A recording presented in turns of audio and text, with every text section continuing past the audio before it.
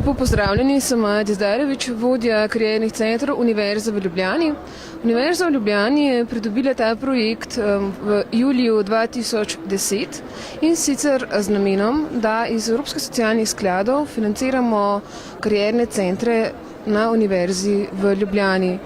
Tekom tega časa se do zdaj so vzpostavljeni karierni centri na fakultetah in akademijah, kjer na tem področju dela 8 kariernih svetovalcev.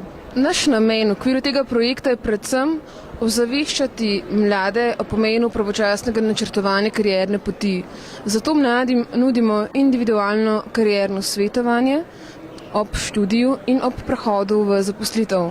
Poleg individualnega svetovanja zanje organiziramo tudi različne delavnice, kjer imajo možnost pridobiti različna znanja, različne kompetence, s katerimi so potem lahko kasneje celo tudi bolj konkurenčni na trgu dela. Bomo pa tudi za študente organizirali predstavitve delodajalcev na fakultetah in akademijah in seveda tudi same obiske delodajalcev v realna delovna okolja.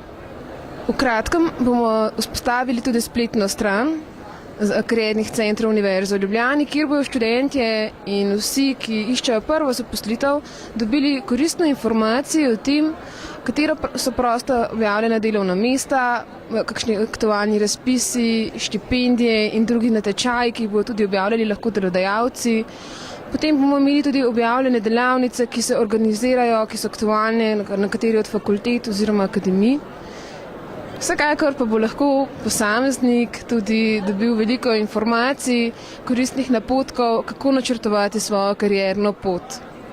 Vnesel bo lahko svoj življenjepis, do katerega bodo potem lahko dostopali delodajalci in bo tako tudi bolj postal viden zanje.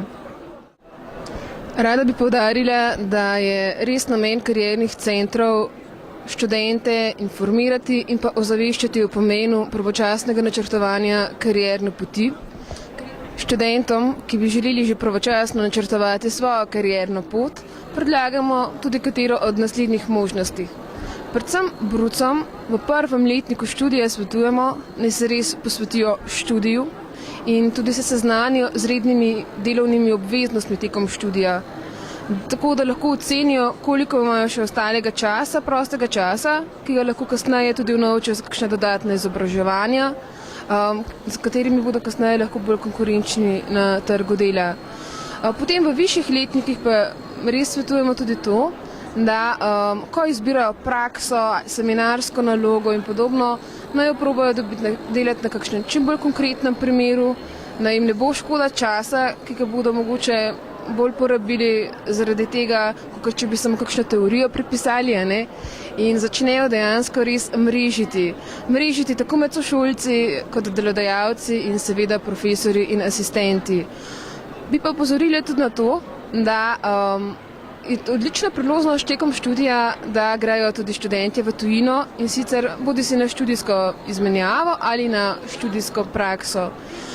Izkušnje v tujini so neprecenljive, predvsem za mlade iskalce potem prve zaposlitve, saj so med delodajalci tudi, rekla, vedno bolj pustijo ravno ti potem kandidati za zaposlitev nanje vtis. Tako da to je to.